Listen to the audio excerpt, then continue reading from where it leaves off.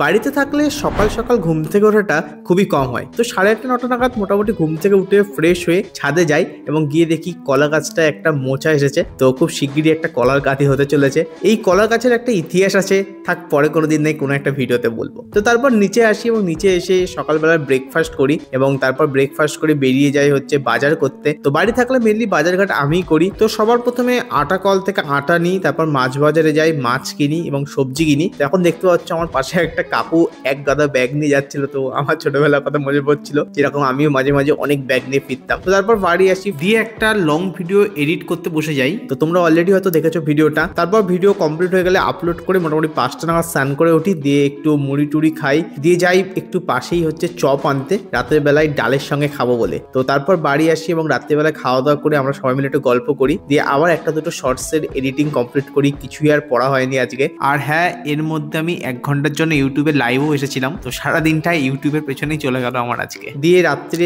10টার সময় রেডিওতে খবর শুনি। তোমাদের কারোর বাড়িতে যদি এখনো রেডিও ইউজ হয়ে থাকে তো অবশ্যই নিচে কমেন্টে জানিও। তারপর বিছানাপত্র গুছিয়ে ব্যাগটা গুছিয়ে শুয়ে পড়ি। তো ভিডিওটা ভালো লাগলে অবশ্যই লাইক করো, সাবস্ক্রাইব করো, ফলো করতে ভুলো না দা বং এমবিবিএস বয় এবং সঞ্জিত দাসকে। বাই। এটা ছিল day 7 of my MBBS life.